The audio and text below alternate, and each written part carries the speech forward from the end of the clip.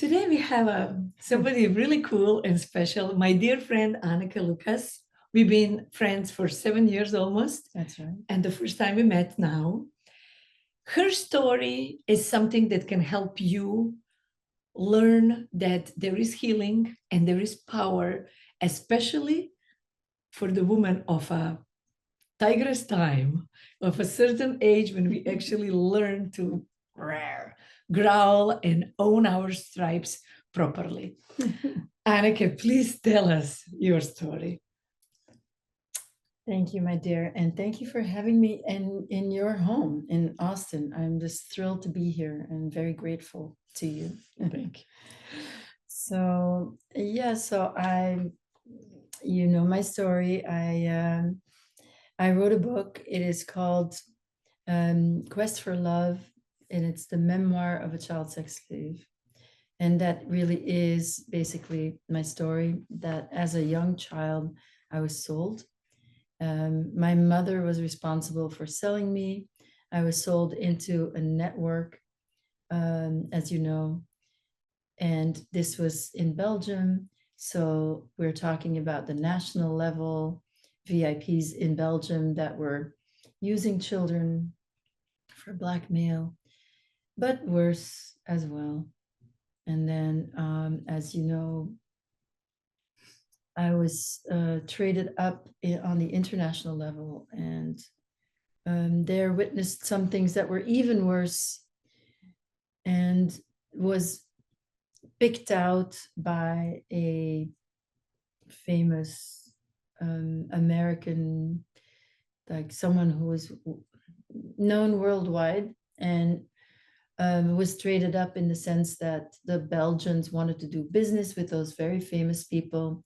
And this is all inside this secret network of people that want power and meet secretly to basically conglomerate power in the world and use children basically to blackmail everyone. And I was trained to be a star for this American. I was going to be a French celebrity. And then for that purpose, that was really, the platform was really only to have me be with men as a child, and then later as an adult woman, who was seducing the men, but also getting information. So like a spy? Like a spy. And then report back to my owner. And the mind control training that I had was in Germany, and it was torture based. So I don't have to go into the details of the violence, but in the network, you know, the strength is not something that we get when we're a certain age. You know, I'm 61. But you were 4 or 6 or I was 8. 6 years old when I was taken in the network, but I did immediately, the first time I was taken in, I was basically, I got up. I was humiliated. I was abused. And there were other people there. And so in fact, I got up and I said, you can't do this to me. I'm gonna make sure you all go to jail. So you see, that was at 6, the first time I was taken there. And then, of course, immediately I was threatened graphically. And then in Belgium, because of this, I was considered a problem. On the international stage, that my purity and the fact that I was not easy, I wasn't exactly feisty. It's not really what you would call it. But I had a strength that came from just being connected to something real inside, which was spirit. Mm-hmm. And which was that at a certain point, there were 3 times in the network where things were so bad that I thought, if I don't do something now, if I don't say something now, I will just die inside, and then I will be like them. So when I spoke up as a child, I knew I was going to be killed, or I was expecting that I was going to be killed. But then instead, I wasn't. Miracles happened, in fact, because once I made the choice to be strong and to say no, I immediately felt the support. It was like providence came, and I was just supported by the light, by what I didn't know what, but somehow I got the help. And what age was that? So we're talking 6 years old, as I told you. Then I said no again at 10. That was in the international network. I said no to stardom basically at 10 years old. And I was sure that when I said no, when I rebelled, that I was going to be killed again. And the reason I didn't want to continue, because they had tempted me, and I certainly was looking forward to that life.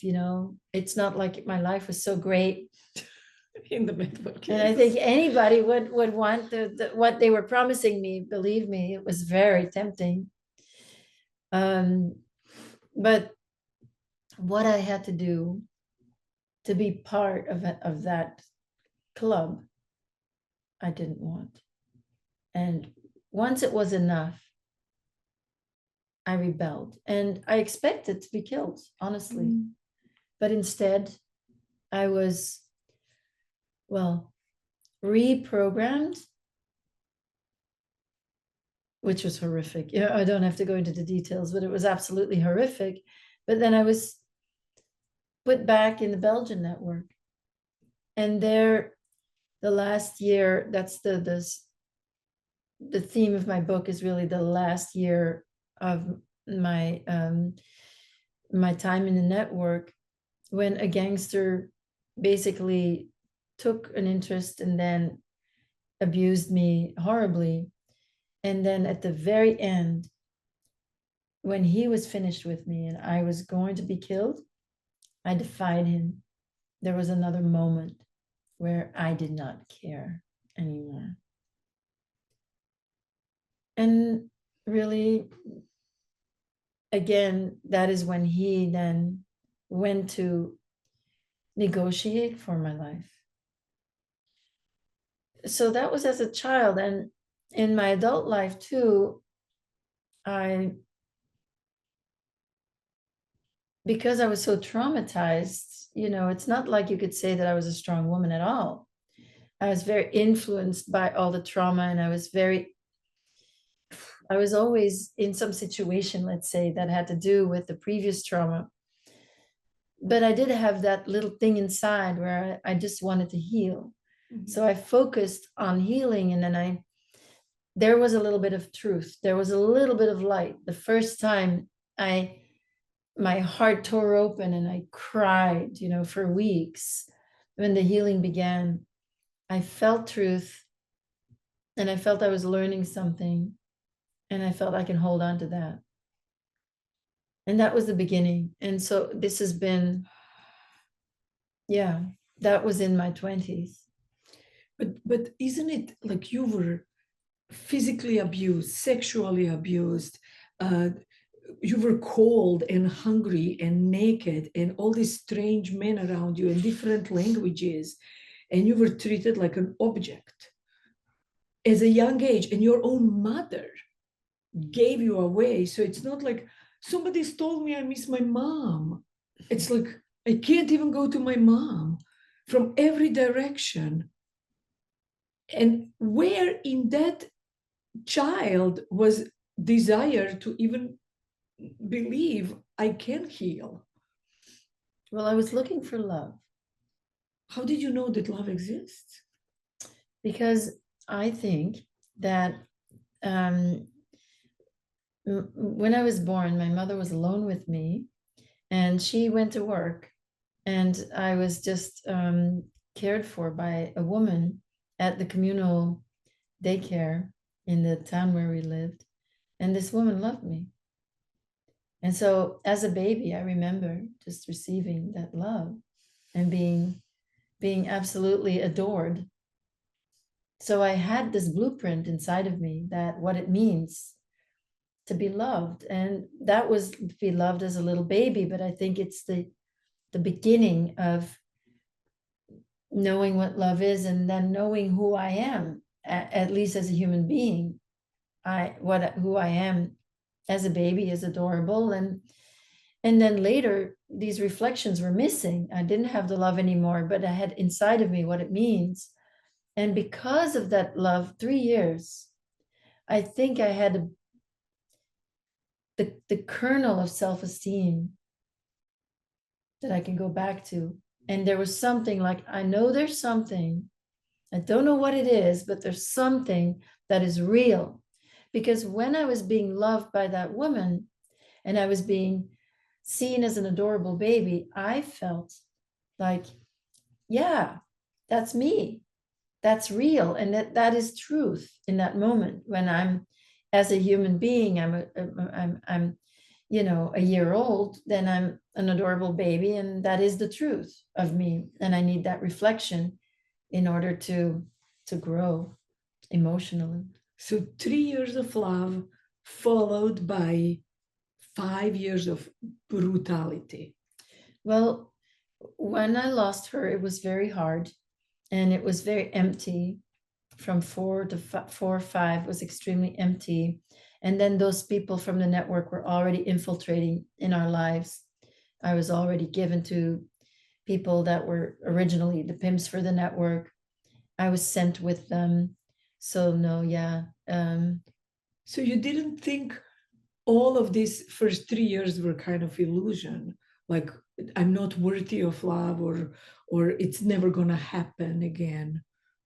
No, it's not like that as a child. I mean, when you're treated badly, you think you deserve it. Yeah, exactly. Yeah, I thought I deserved it, of course. Being treated badly. Yeah. Then how did you have, okay, I can now be loved after all this torture and scars on your body? Well, that's the grain, that's, I said, it's a kernel.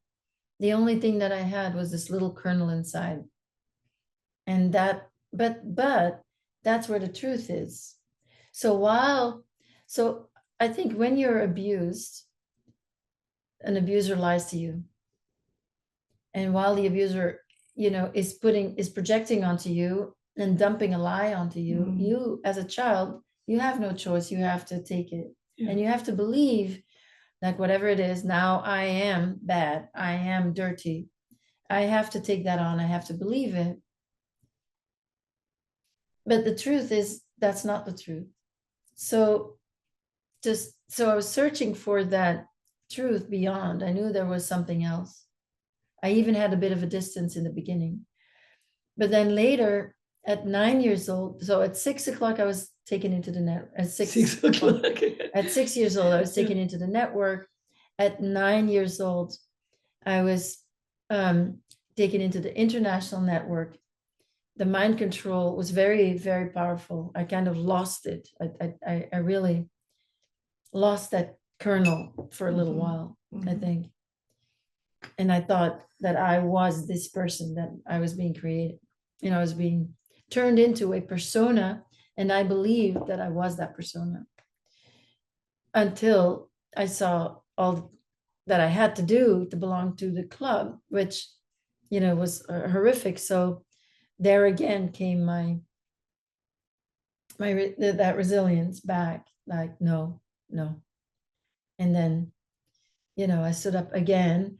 And then the last time was this defiance towards so this kernel came out only 3 times in the network, really, where I said no. So a day before, you were tortured and you didn't have power, but the torture didn't crash you. Next day, you had power. So 3 times in all these years, you actually found a ability to express a little bit of that power. Because it had gotten so bad.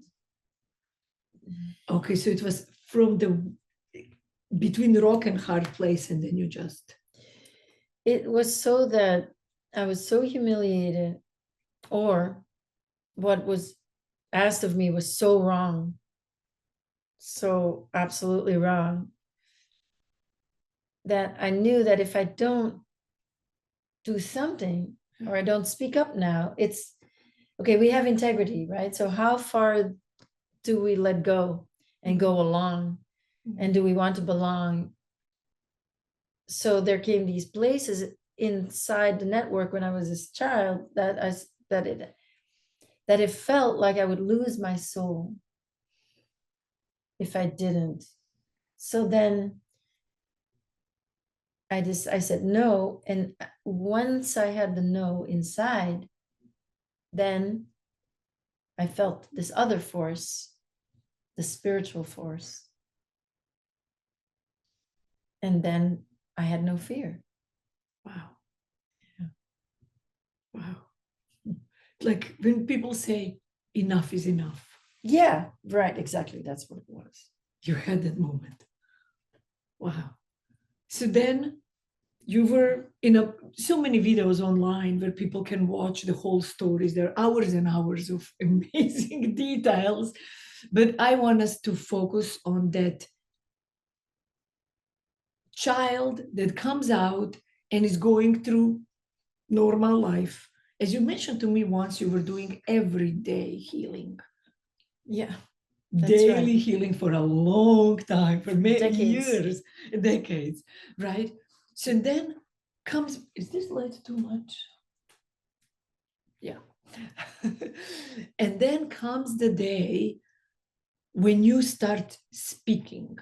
And we are talking, your book has mentioning some names. We are talking famous people, not just somebody who was famous in your neighborhood or your relative. Worldwide, American, French, Belgium, God knows where. No, I haven't all named the people. Americans. I haven't named the very, very famous people Yet.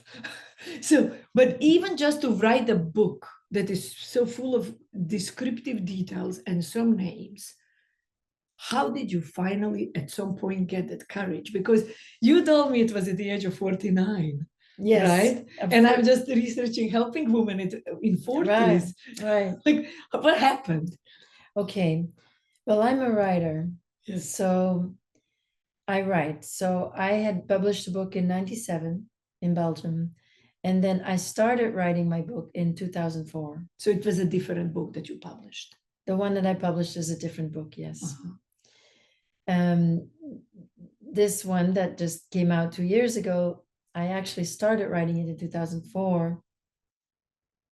And, and then it was on the shelf for a very long time after. But it was very pure. It just a lot came back through the writing of the book. And then I healed. And the healing was very tough. And I didn't write it with the idea, now I'm going to name all these people. Yeah. But I did just write the names in there. So it's private, so I'll just put the names. And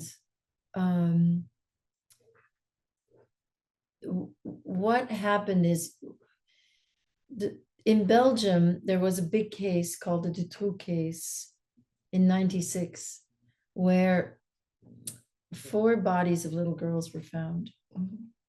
One man was caught. His name was Marc Dutroux. He said, well, I work for a network. I was kidnapping these girls on command for a VIP network. And then survivors went to the police. I didn't know any of this. I found out about the case. I realized that the flashbacks I was having, now there was actually a context. I then, around that same time, I found a therapist that I could work with for those flashbacks. Finally, after 10 years. Who actually believed you. Yes. After 10 years of therapy, there was finally one that I could bring that to her. And so while we were working, actually, I went to Belgium around 2000, and there was a big debate raging in Belgium because the survivors of the network that had gone to the police, that their testimonies were cut off from the case. And some journalists had put out their testimonies before the case went to trial. So now the whole country knew about these survivors, and especially one survivor whose memory was very detailed. So I was in Belgium and I saw a debate between two journalists, one who believes her, one who doesn't. And the journalist that didn't believe the survivor of this network, who went through similar things as I did, he was so disrespectful. He was so familiar. To you? No, to the survivor that was, that was out. I said, oh no, not me. I'm not going to let people talk to me like that I would not be able to handle it. I'm not strong enough. And I knew that I had to be much stronger before I would be able to deal with these kinds of attacks. And because, you hear my story, it's not like your everyday story. So, and I made it very short now. So it's really easy to think that maybe there is, you may have a lot of questions. Oh God, when I listened so many stories and I had so many, like, and what happened then and how the whole here, it's not how you went to school. How did you learn to write and read and regular things? Right. And it's also controversial in and of itself because it puts, hearing this, every person has their own relationship with authority figures. And it touches on that deeply personal connection with authority figures for everyone, because we're talking about people that are known worldwide, that are the authority figures of the world, and that are presented as parental figures to us. So our own relation to power gets triggered. So I know this is explosive. Mm-hmm. And I've even made it very short for our conversation, just to talk about power. And I thought, okay, now I have to be strong enough to be able to just deal with all the attacks. That doesn't matter, that I won't care what people say. That's one. And B, I have to be strong enough that I don't need the love or the attention that people will give me in the positive sense. Oh, like a poor you. Not pity, but rather what I do get a lot is people respect me very much for speaking out. Yes. And so people put me on a pedestal. I don't want to fall into the trap of power in the external sense, which is the problem of those people that we see on the world stage, who are in fact weak and cowardly and are not empowered from within. So their power isn't real. It's maybe control or power addiction, you could call it. Force or loudness. And then they need, but it's not force or loudness necessarily. It's their, power addiction, I would say. They need the lift. They need the lift of people either loving them or people respecting them. It's all about the reputation and it's all about creating the image. So I didn't want that. I didn't want to fall into their trap, which is, if I get a lift because people love me, or I get a lift because people think that I'm so brave, or I get a lift because people think I'm so heroic, I had to know that I don't need that I am strong enough within myself, that I'll not be attached, that I'm not going to get my parenting from the people that are really kind to me when I come out.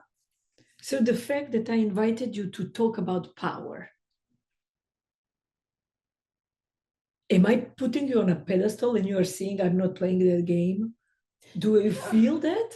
No. You're a very sweet person. Because I really believe, maybe I see you as a courageous, because I had trauma in my life too, and I was unable to speak out.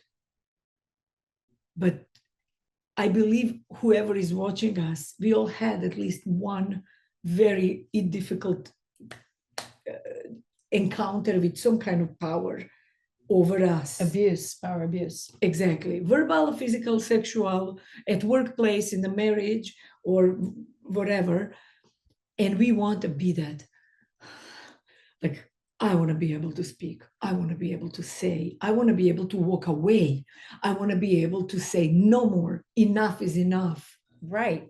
How do we do that without doing the same back? Oh, you like I'm teaching women what to do if he's checking out other women. And I do something, say very gracious what to say. And they say, no, you do the same. Well, you do the same, then you're in their game, and then Exactly. you lose, and you've already lost, I think. Yes. So what does a person do to finally? Well, that power game, the power addiction is not real power. So if you play that game, if you start acting like a man, and you start, objectifying men, for example, this is something that women do now, Yeah. more and more. And, you can do it, and it's going to give you that same lift that the men feel, but it doesn't come from a place of empowerment. The empowerment comes through the healing. And the force that you're talking about, it all depends. I was pressured because I'm from Belgium, and because we had the Dutroux case, I was actually pressured to speak out.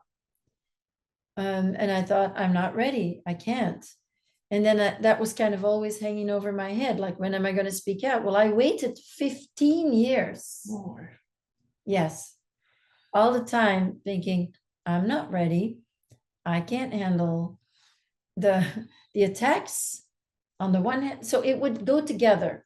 As much as I would be attached to the love and the upliftment from people, I would also be hurt by the attacks. Mm-hmm. So I got to a place in my healing where a lot of my guilt complex was resolved. And once my guilt complex was resolved, I thought, all right, I have this basis. It was like the birth of self-esteem. Like, this is me. So all the programming to guilt you and shame you is to destroy the self-esteem. Yeah. So you can never actually.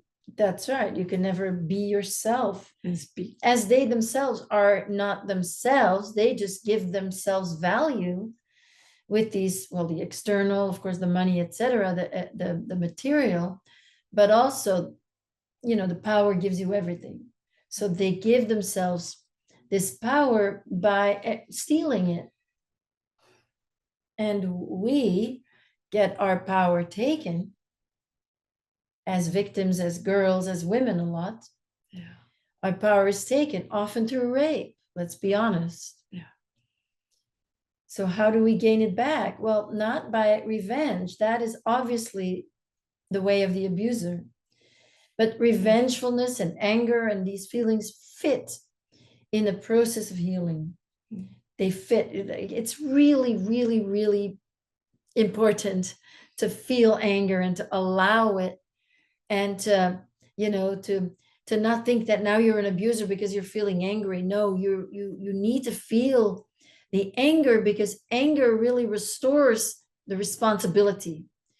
Once you feel your anger and you can finally feel it, not express it, but feel it towards your perpetrator and direct it energetically towards your perpetrator, or maybe you can verbally address it, or maybe, but important is that you can put it there. Once you do that, it takes the responsibility, the shame that you've been feeling, it takes it from you and it puts it back where it belongs. The responsibility of the abuse belongs with the abuser, and this is how you put it back. That's what you do. So even if your abuser is dead, yes, you still can heal. You put it towards abuser, but they don't have to be present with you. Absolutely not. In fact, for me, they never were. They never were. All the anger that I've been able to feel, it has been energetic, and the thought is very powerful, I promise you.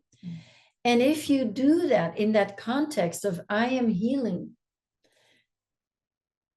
anger and feeling anger. So when you've been disempowered, then we think that anger is power is, or power is anger. Yeah. So then we don't want to be angry. So it's really important to allow it within the context of healing, and to not start acting like I'm powerful and I'm now going to objectify men, because then your anger is going towards being an asshole.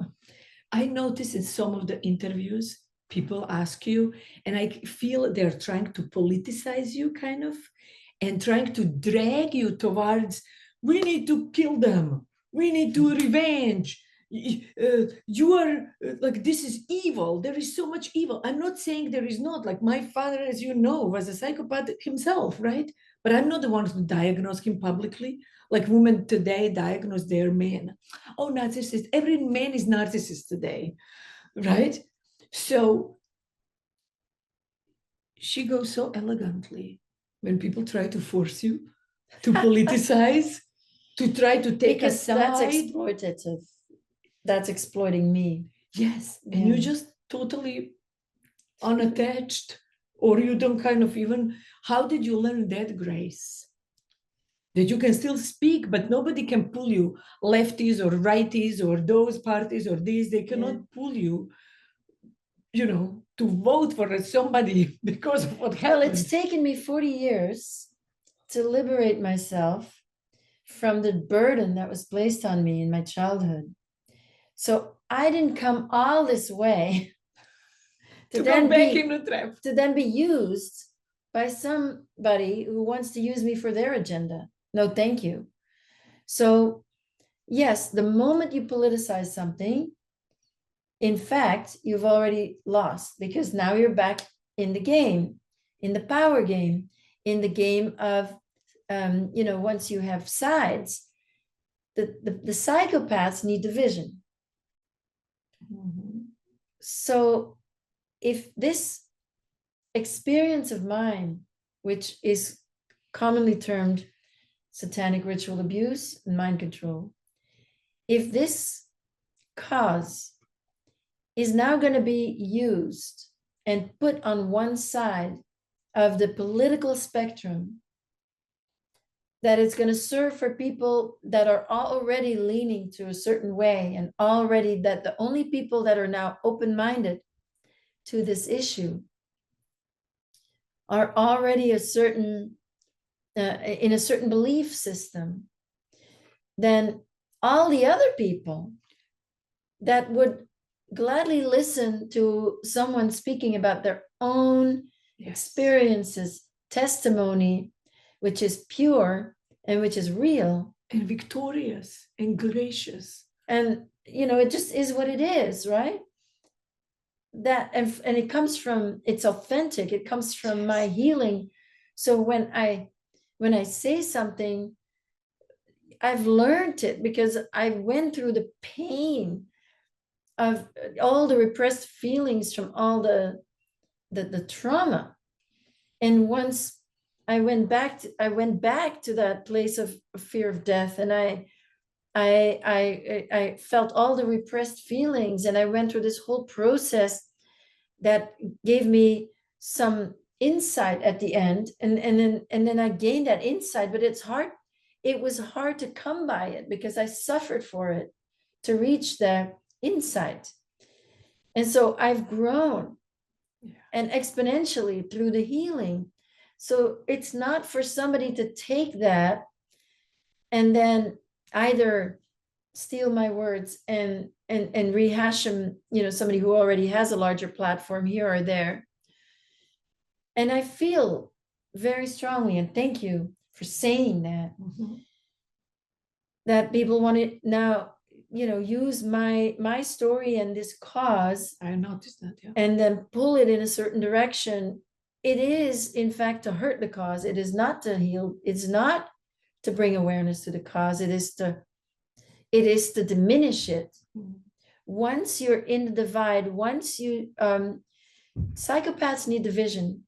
Once you have division, you have one camp and you have another camp, and you can never get out. And you want them to fight with each other, Yeah, so you can control them both. exactly. And if we are going to be pushed to the right, where people that are on the left are going to just automatically believe that this is a conspiracy theory because they never get to hear me because I'm pushed into the right, well, I'm going to do everything in my power to stay independent and to separate from whatever strand is pushing me in a certain direction. I've never been, most of my perpetrators were known as conservatives. They were right-wing politicians, and some were also Democrats. And today it's still the same. There is no camp that has more pedophiles. That's a fallacy. What do you mean? Both left and right wing today, Absolutely. both are infiltrated with pedophilia. Of course. Equally. I don't know exactly, but yeah, both. It's not one side, it's both sides. So basically, you are not saying only right wing is. No, exactly. not at all. And you're not saying only left are. We are saying we need to address that this is happening on the everywhere. Well, it's not a matter of left or right. It's a matter from up and down. So the people that are at the top, that's where you got to look. So how far on the top and how far down we go? Good question. So in the year from 9 to 10, which was 1972 to 1973, I was around the people that had at that time the most power in the world, that we're talking royalty, we're talking politicians, heads of state, we're talking celebrities, business people, the millionaires, billionaires. I saw a lot of people. And both women and men? Well, yes, women are in the network. Absolutely. As abusers too. As abusers also, yeah. Wow. Wow. I'm so glad that you are really speaking your story, sharing the truth instead of being, this is the only way to clean the division. Well, it's healing. If I'm not healed, because this structure, this toxic power structure is trauma-based. That is, the people who are doing all of this, they're obviously very sick people. And what they're really, really good at is lying, PR, creating an image that is completely false. We don't know these people that are on the world stage. We don't know them. And their reputation is everything because. But my biggest question before we met was, if this is really all these big people, how come you are not afraid that you will be disappeared? Well, I have been threatened, and it's not all. Just to be clear, I didn't see everybody, of course, but I did see a lot of people that were very visible on the world stage in 1972 and 1973. A lot of them forgotten by now, by the way. Or dead. All dead, mostly dead, some not. But yeah, a lot of them were the ones that were visible then. And then some, of course, are not visible. Some are behind the scenes. But so your question was, were you not scared? Am I not scared? So I was threatened. But this is where the spiritual comes in again. The spiritual, I trust my intuition, which the intuition, that voice of God, I trust that more now. So I know that I feel so protected. And I'm not saying I don't want to like, like maybe knock on wood, right? I don't want to like be overconfident here, but I do feel so protected, and it's shown itself again and again and again and again. Yes, I've been threatened, but then, and that was pretty clear threats, and I've been attacked, of course, a lot. But even just recently, I was invited to Belgium because I'm in a film, and it's a feature-length documentary in French. That is in French, and that is in France, in the cinemas, that people are going to see in the cinemas. And I'm in it. I'm one of the people that's in it. It's about satanic ritual abuse and mind control. It's about the network. Well, they wanted to send me to Belgium, and they wanted to buy me a ticket. And two dates. Come on, please, can you not? And it was so clear that I should not go. And just the other day, someone said, you're the one who's naming those people. You may have a problem when you go to Belgium. Because it's true. I'm the one who's naming the famous Belgian people in the film. That their family is watching. That their families are watching. I could very well be arrested when I go. So I followed my intuition. No, it didn't feel right to go. I'm not going to go. So whatever I have a feeling that things are going to get pretty wild, and that my faith is going to be more important than ever, because really that's all we have. I mean, from what you've been through and these moments of there is nothing but death facing you in the eyes and blood and ugly stuff. And you talking like this now, I believe the courage, I feel it, I feel the energy. Are you afraid to die? No, not at all. We are not the body. And all right, well, I had a near-death experience. Exactly. I was struggling. Let's talk about that. But I know how you got to that was really traumatic. Yes. But you can share if you want.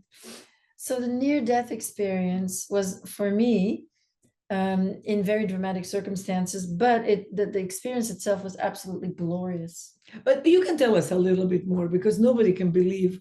I do, because of the war. I always say what is the worst and the best thing that ever happened to me. And people think I'm crazy. Many of my Croatian friends, they just look at me like, ooh. But I had post-traumatic stress disorder and post-traumatic growth and post-traumatic transformation. That's why I see you. Right? I trust that something that happens through crazy trauma. Right? So if you want to tell us a little bit about butcher block or whatever, the part of that near that experience. Oh God.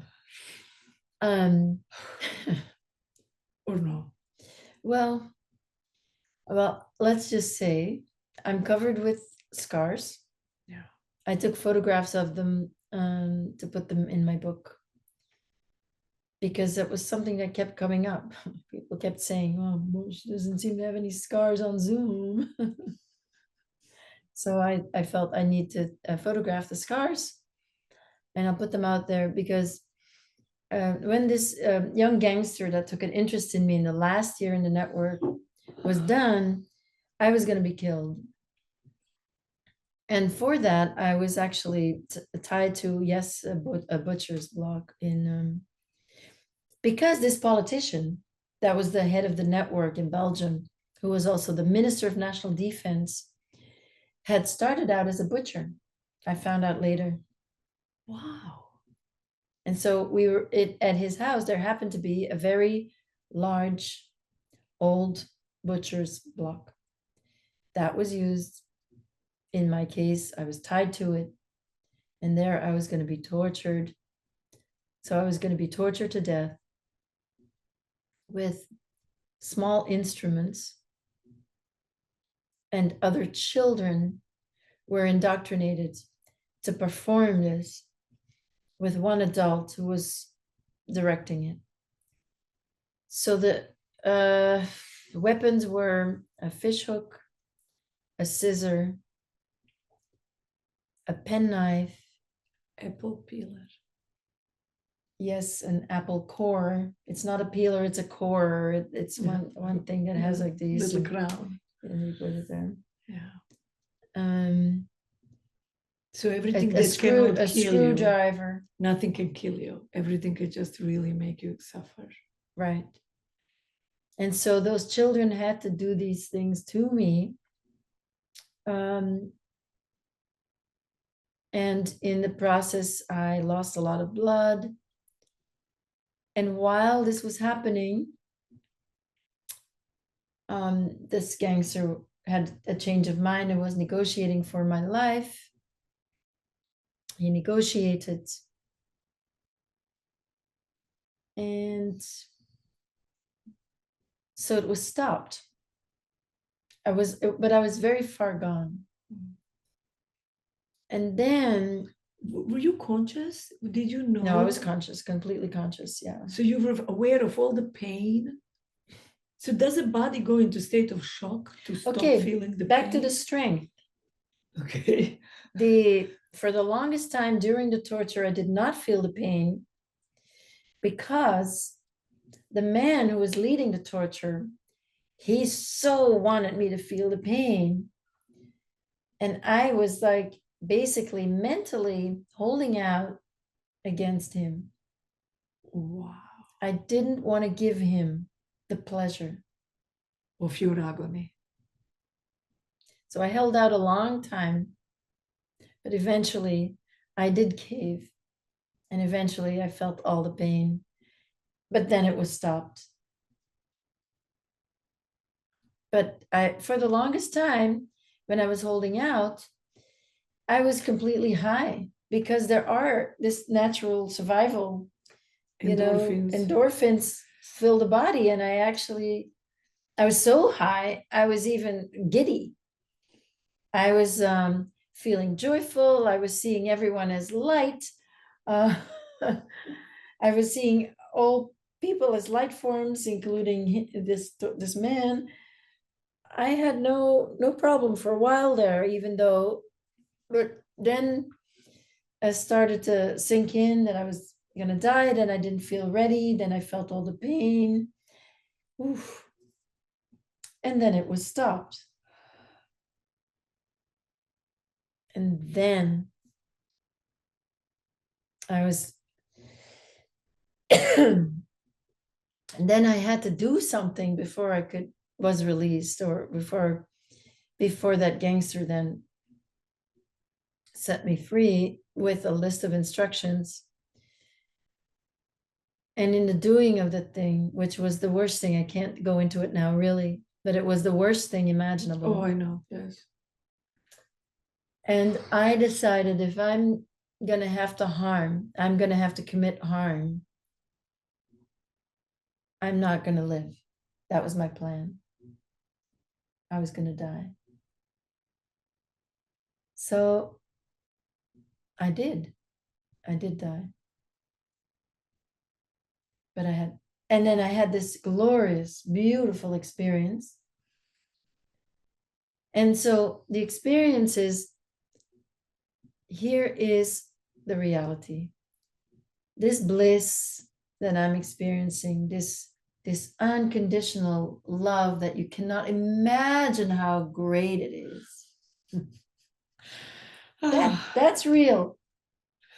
I'm imagining an 11-year-old girl full of blood and full of love.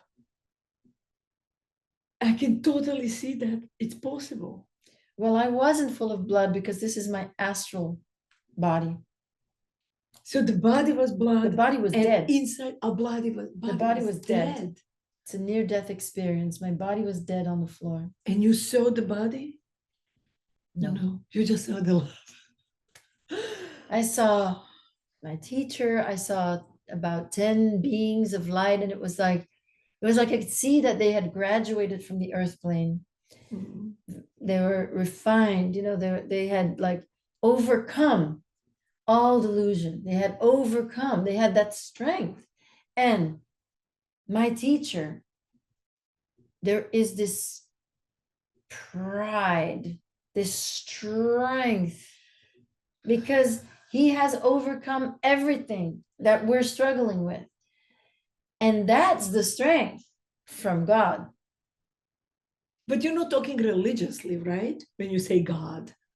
No. Because so many people are triggered by the word God today. Oh. And they call it universe. So where are we when it comes to God? Well, you can call it universe. That's okay. So whatever works. Yes. But it's a divine beyond human. It's beyond the body, beyond the material world, and beyond the duality of life, which is essentially fear on the one end, love on the other.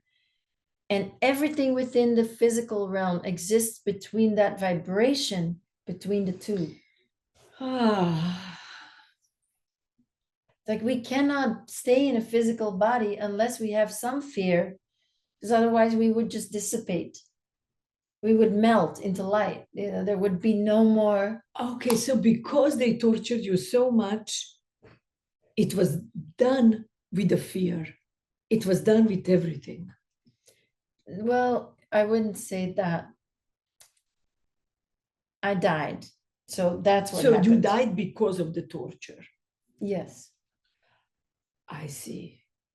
And then you saw the love. I lived for some hours after, but I died. Eventually, I died from loss of blood, I'm assuming, because I was full of. Exactly. And how did you come back? Well, so I had this experience on the other side, which was so glorious, feeling the love. You know, this, knowing this is the truth, and that everything in on earth is relative and is less important. But also observing again that incredible power, the power of someone who's overcome, and is not in delusion anymore, has overcome all of Earth's delusions, all of the illusion that we're in, overcome all of that, overcome relativity to guide. No. But that strength, you know, that's that sort of a pride, you know, that sort of like deep strength that comes from so deep within, from being one with the divine. Then there is nothing, then there is no fear. And I did not have a choice. I would not have come back. There was no choice.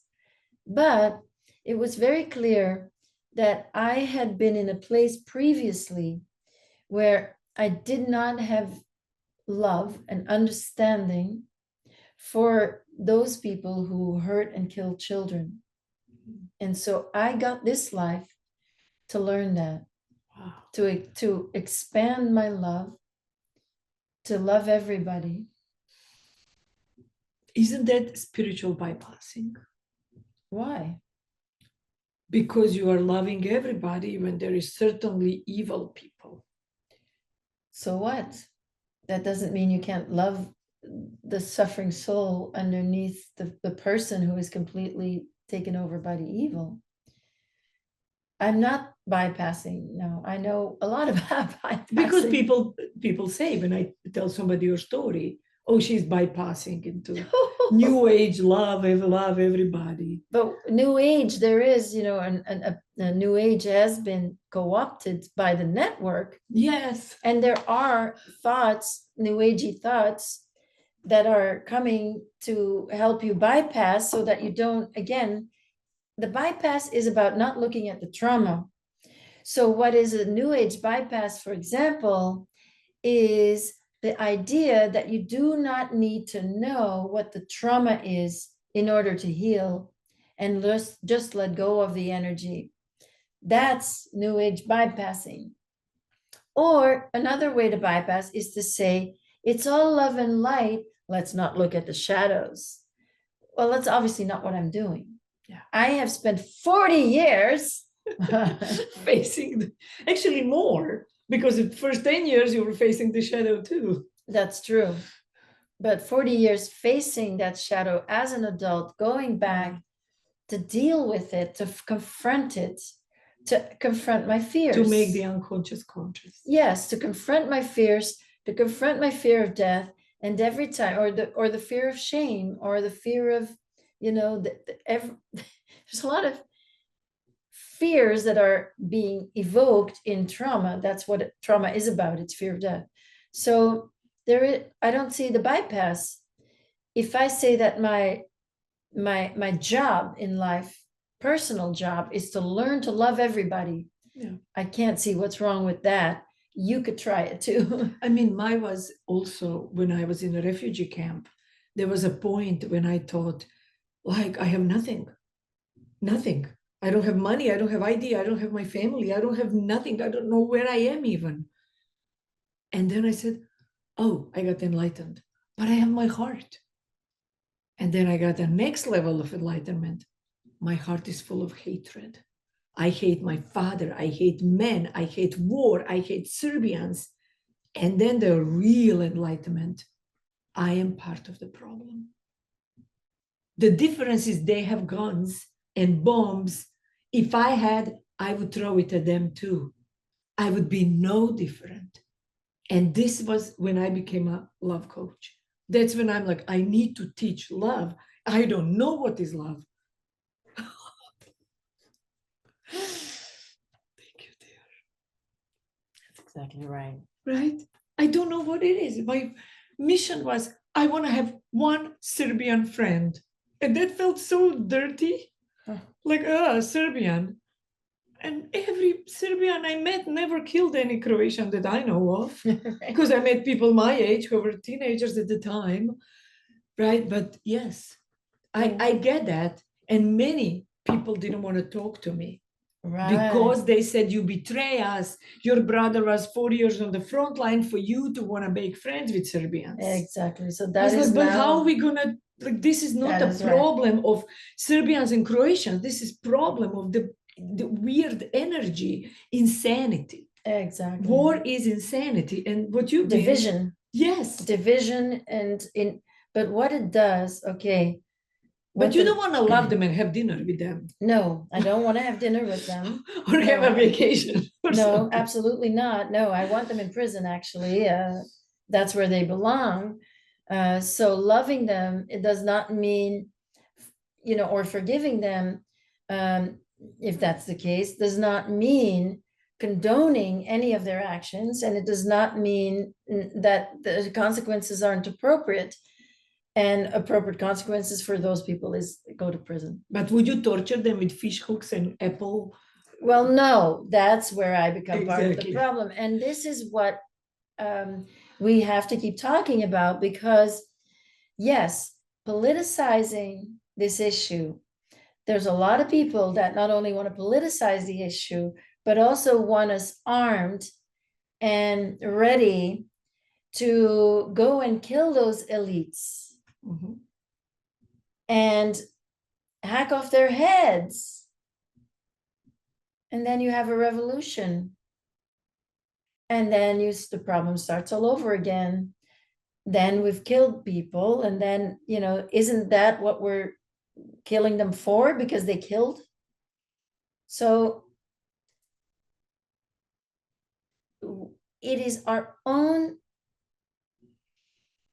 personal unresolved trauma that creates judgment and anger where there is no tolerance for someone else, no understanding.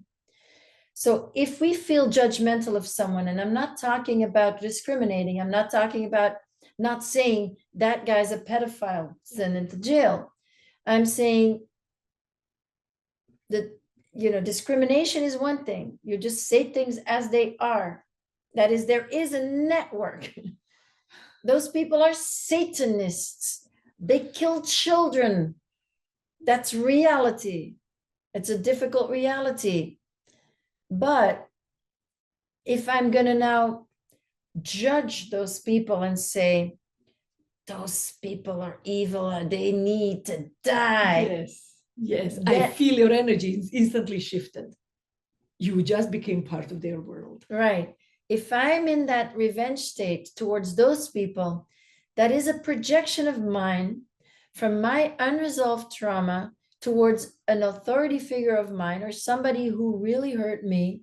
And I was powerless and I couldn't, get back at them. I couldn't get my revenge. I haven't lived my anger out. I've not directed my anger at that person. I've not felt vengeful towards them in my process of healing.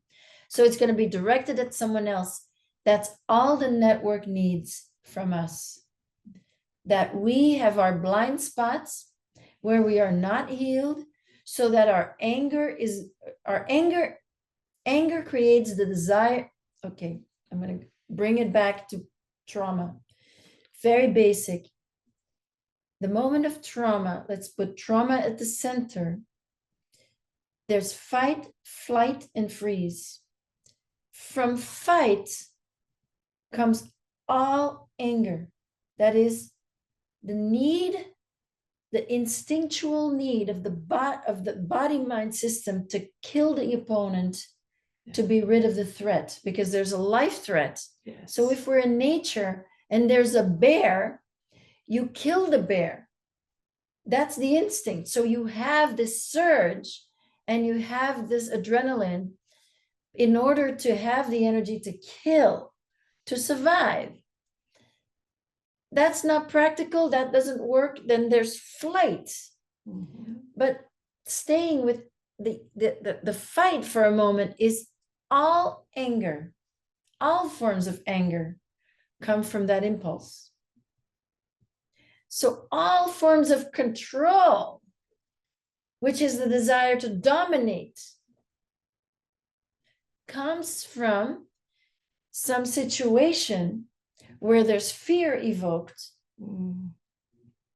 And the first reaction is the anger that has been suppressed. Mm-hmm.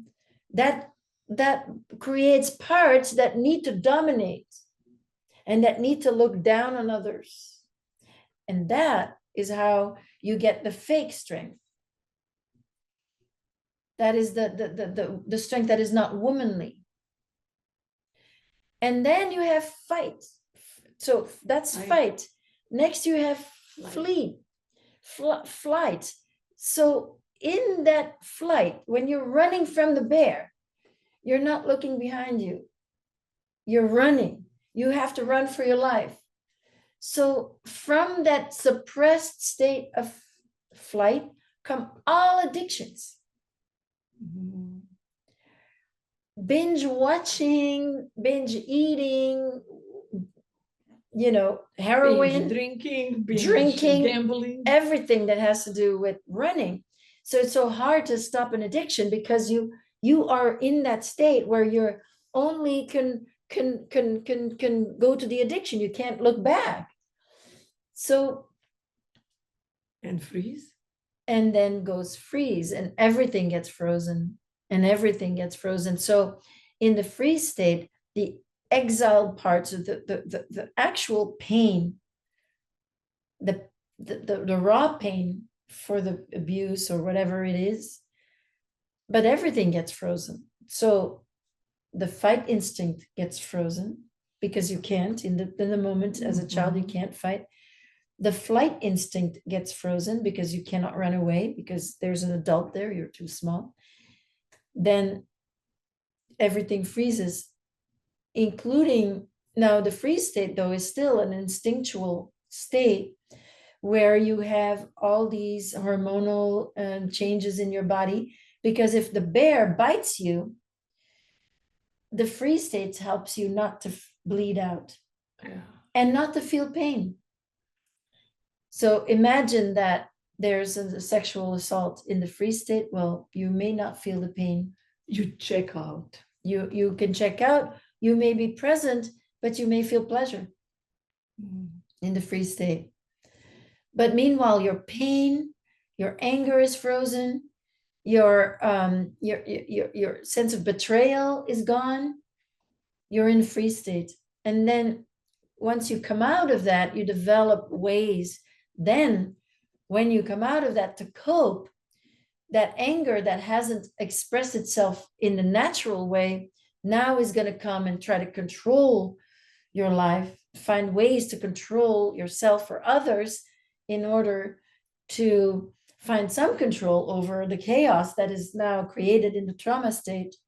And then, of course, the addictions and so forth, that all comes from, as a result, from trauma. So if we don't work on ourselves and go heal, then we can go into this false power, which is about control, which is about domination. But as women,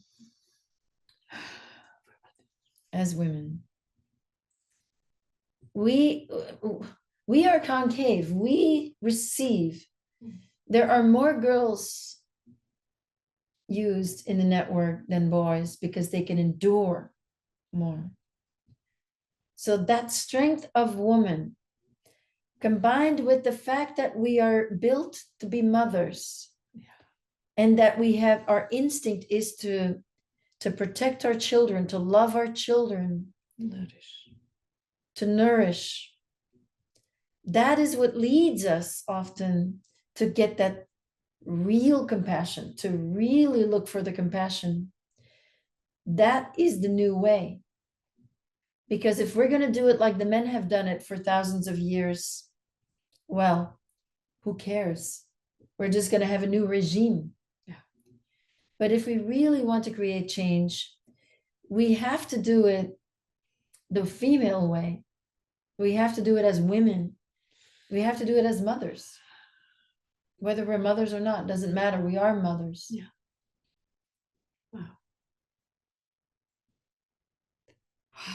How often people say, he cheated, I should cheat. He did this, I should. And I can feel, I had one client ask me, tell me, how can I hurt him? I was like, you came to a wrong person.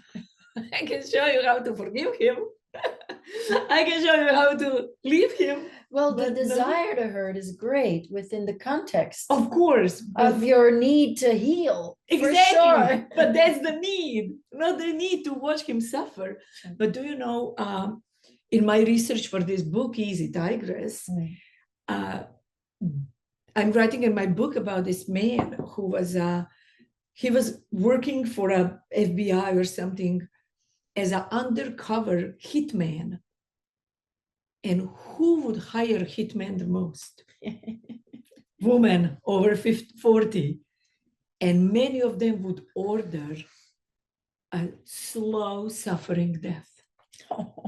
And to me, this is really just showing how much pain, is on us. And we need to declare, like you said, enough with this. I'm going to speak because I'm healed. I am now ready to take the stage in the different universe than their stage is. Because like you said the other day, hurt people, but healed people, right? And the embodiment of their healing, you show it. Nobody can put you into their little box. Exactly. You just don't take it. Well, it goes so far. And then I have to say something to separate from that, because I don't want to be used. If I feel used and I have not done all this work on myself to then get exploited again, no, thank you. That's not going to happen. But yes, we heal. And I think as women, we have another advantage that, okay, let's call it a patriarchy, because it still is. In a patriarchy, it is somewhat easier for women to heal, because we are used to what? Being humiliated. We're used to being suppressed, objectified, put down, ignored. Then when we get older and we get ignored, no wonder those women are so mad. Of course. It's not like we haven't experienced it. When too. my mom turned 36, my father said to her, for your 36th birthday, I wish to replace you for two 18-year-olds. In front of us, children. I'm 13 years old. I'm listening to that and I'm thinking, you bastard. But I'm little, what can I do? Yeah. Wow. Yeah. Yeah. So that Exactly. He said it, you know. yeah, you like an age out of cool group. A lot of, yeah, but it happened to me. Exactly. You know, when I was 30, I had the experience, 30 years old, that's 31 years ago. I had this experience in Hollywood. I lived there then. And, you know, I was entering a store and there was a 20-year-old just in front of me. And there was a man holding, a man who was probably my age or a little older. He was holding the door for her. And I came right after her and he pushed in front of me and closed the door in front of my nose. And it was the first time I had that kind of experience, like, you're too old, bye-bye. So we're treated like that. We're treated with disrespect. Yeah. So there is less pressure on us to you know, when you go back into your own trauma, into your unresolved emotional needs, into these experiences of humiliation, it is easier to go back there because we are not expected to be tough and we're not expected to hold our chin up in the same way as men do. So it is easier for women to have courage to go back to a painful incident and genuinely heal. Yeah, because we don't have the same pressures on us than men do. And we can cry in public. And there you go. We do not have the pressure to not cry. Yeah.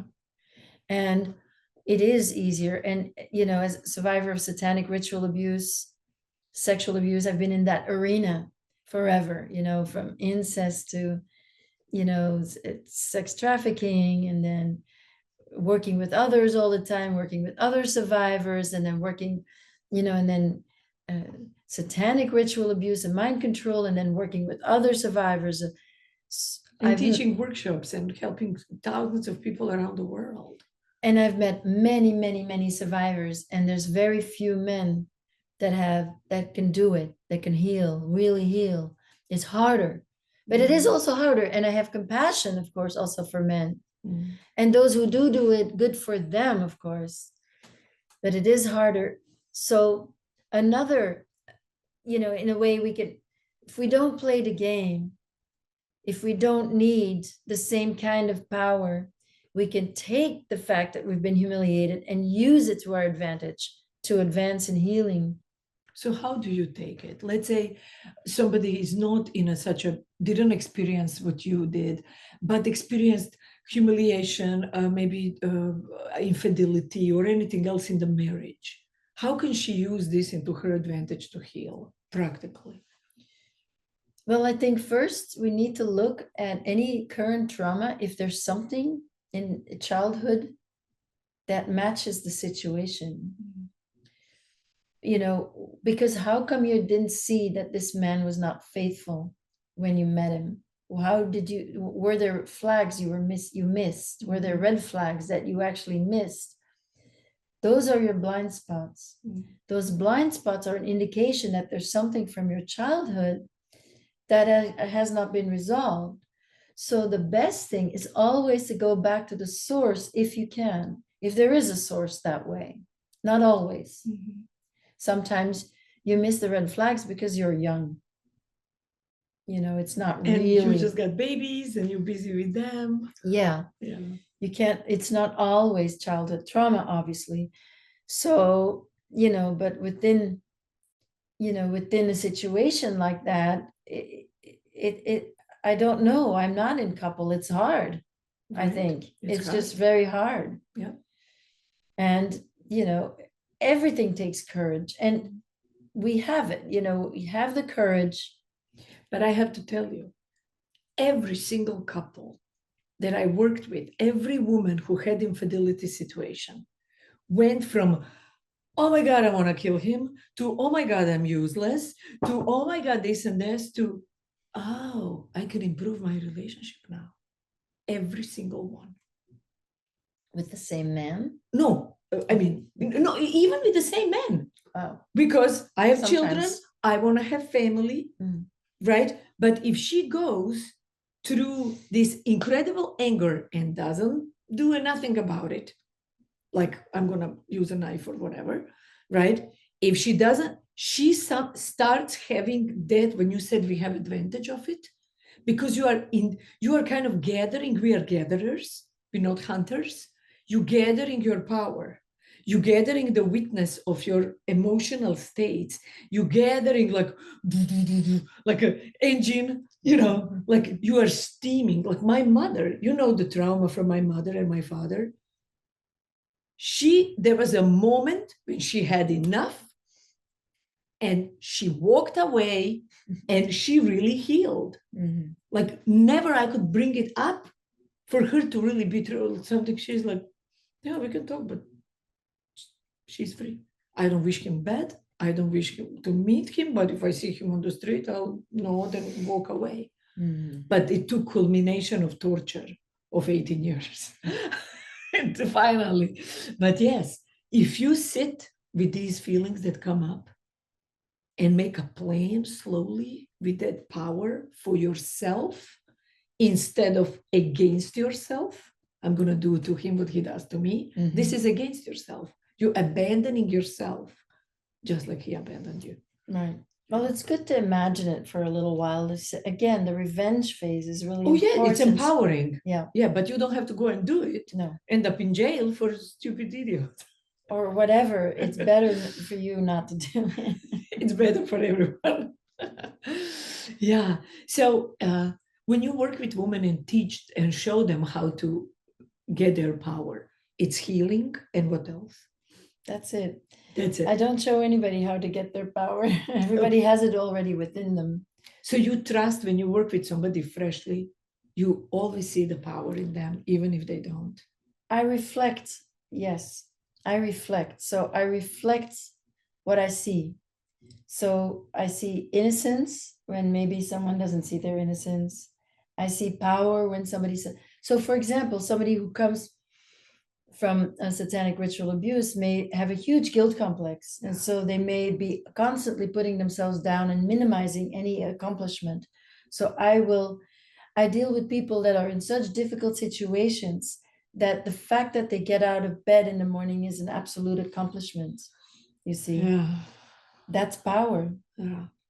There's a lot of strength in that because I understand how extreme their situation is, how heavy it is right now when they're in that phase when all the memories are all coming back and it is so insane and extreme and it's so heavy to carry.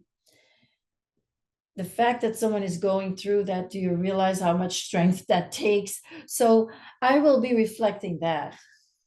I will validate it because that's where you are. And I know I used to minimize it too. I used to think that, I was a loser because I wasn't, living my life according to, what would be expected of me maybe at that age and Yeah, certainly not what the me too. network was expecting of me. Yeah. So often, if you have integrity, the world will treat you as a loser because you make choices that go against belonging. If you have integrity, the world will treat you as a loser because you make choices that go against belonging. Yeah. So you're choosing your integrity over brown nose. Yeah, or whatever the situation, like say in a work situation, you get into that you see your boss do something or whatever, it's like, okay, I had a boss and he asked me to go and get stamps from the mail room and put them on a personal envelope. And I said, no. That's your true story? Yeah. Oh, cool. I'm not doing it. I knew that he wasn't allowed to do that. But he made you do it. And he wanted me to do it. And I just said, no, I'm not doing that. So that's my integrity. Mm-hmm. Do I risk getting fired? Yeah. or make him treat you worse because you are disobedient. Right. Yeah. Right. I took a risk. I got away with that one. With my integrity. Yes. But I got in terrible trouble with his wife because she called me and she basically told me to do something. And I said, you're asking me to do you a favor, correct? Because it's not my job. Yeah. So she hung up on me, and then and I did have trouble because for me that was just normal. But it's true that when you don't go along, because if I wanted to belong, I would please the boss and I would please his wife, and then I could And be the insider circle, and I would hope to do to better in elevate the yourself in company. that network. Yeah, in that company. That was a production company in Hollywood, so hey, people, there's a lot of placating happening there. So I didn't do it, and of course I also didn't make a career Thank God. because of it. But that's what I mean. Yeah, I didn't make the career. I did have the integrity. I was not material for Hollywood. Yeah.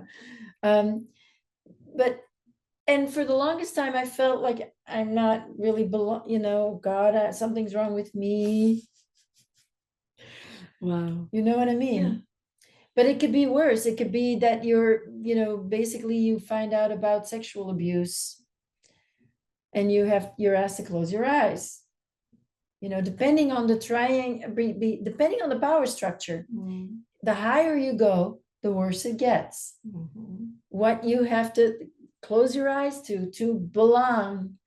So people who have integrity and say no and have that strength, often they feel like losers because you don't really fit the pattern. Yeah. But that's because you're strong. It's not because you're weak. Wow. It's because the reputation and the image, that's one thing. But your strength is the strength that's not seen necessarily. That's what you have with yourself when you go to sleep. Right. And for some people, they don't care. Like Well, I can sleep. Like when my mom said when we were kids, he could sleep while we are crying. He would not even wake up from our 3 children crying. No problem. Right? So some people have that ability to not have ability. Wow. So if somebody is now listening to you, wondering, I want to have that ability, I want to have the power, my own, in integrity and truth. I've been already 40 years on this planet. I've been through a lot, and I want to speak, even if it's dangerous for my life. What would you tell them? Please do go for it. The first time that you do something courageous, the fear is incredible.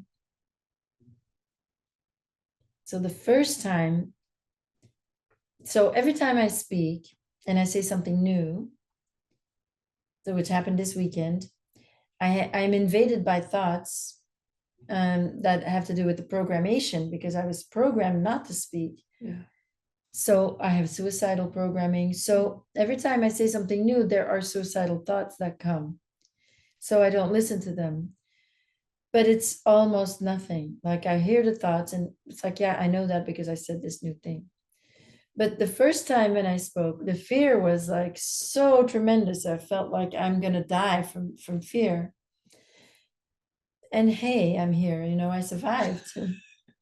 And not only that, when you have the courage and you face the fear and you overcome the fear, as I said, providence comes. You feel help that you had no idea what you would ever receive. And that just increases. And so you become, it's like a muscle. The next time you actually, you kind of know, you kind of already know that that's faith, actually. Wow. You know that it's going to be all right. You don't really know it, but you kind of know it because you had that experience already. You have it in you. So that's why every time it gets easier. I call that trust that my life is my friend. Ah, Because if you look at your hardest times, your life was your friend, took you through one through the other. And every time he gave you that, no, I'm not going to do that. right. So, and look at now. If somebody told a little 10-year-old you, you know, when you are 50, you will be talking internationally about these people. You will feel so calm. You will not have any fears. Would you believe it? No, Right? no, you couldn't imagine. I couldn't imagine Yeah. anything in the future. And it all took this one little, Yeah, and Providence yeah, was your friend. that's right. Yes. Wow, thank you so much. How can people find you? Are you available for coaching? I am. Still. Good. I'm still doing the coaching. This was so beautiful how you helped me, Oh, because I had traumas from wars and from my father. And I worked my whole life with other people and with myself and coaching others. And you found blind spots. From the first time you saw me on Zoom, you read me. I was like, how do you know? hopefully it's all the work I've done on myself. Thank you. Yes. That's hopefully that's the thing. But I do love I do love to do it. Yeah. And so my website is just AnnekeLucas.com. Mm-hmm. Yeah. And if And that's where everything is. There's a tabs on the menu for the personal work. There's a lot of blog posts that you can read. There's my book that you can buy, but there's my blog posts, there's hours and hours and hours of free reading there. Yes. And I am a writer, so I'm proud of it. It's a beautiful that's what I writing. do. And of course, there's also any workshops is also available there. There's a workshop coming up just in a couple of weeks that I actually am very excited about. Tell us about that workshop. Very quickly. Yes. It's a 10-week online workshop where we explore the unconditional model. The unconditional model I've developed over the years. It is looking at power dynamics of obviously from my very unique experience, looking at the external power structure as you've heard some elements of the unconditional model in our conversation. So a lot of that. Yes. You're healing. Yes. But it's really taking the way in which we unconsciously participate in this toxic power structure and using our own power projections as an entry into our own unresolved trauma or unmet emotional needs. So there's a new lens to do work on ourselves. And there's usually survivors of SRA that come, and then there's also a lot of providers that come that maybe want to work with survivors. So there's a really beautiful synergy usually because for the providers, it's also to work on you, but to be better able to be present with someone else through the power dynamics and how power dynamics can be used in a therapeutic setting as an opportunity, a beautiful opportunity to actually help reverse trauma.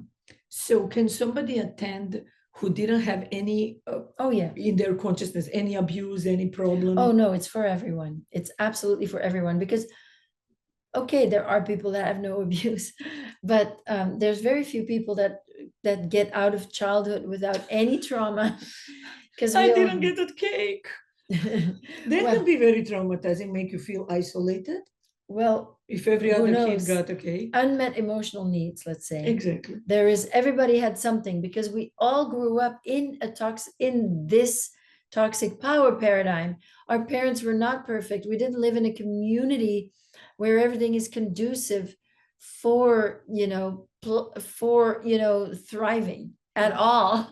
So everyone has something. So yeah. So if just somebody wants to learn more about themselves, can the workshop help? Absolutely. And you have a co-teacher who is also she's a coach. She's a visual coach. So when we do processing, she will draw it out. In the pictures and Yes, and she provides the platform. The registration goes through her school. There is an online community during the 10 weeks and after. There's tremendous resources that are shared. The sessions are once a week, but they are recorded in case you don't make it. So you can always, if you haven't made it, you can repeat to learn more. You can get it. Yeah, you can see it if you didn't make it, or you can go back to learn more. And it's available for a year after. Wow. So really, it is a tremendous, bucket of wealth. And for a very good price, because it's Canadian dollars also. Yes, it's really, when I look at them, like, wow, this is such a deal.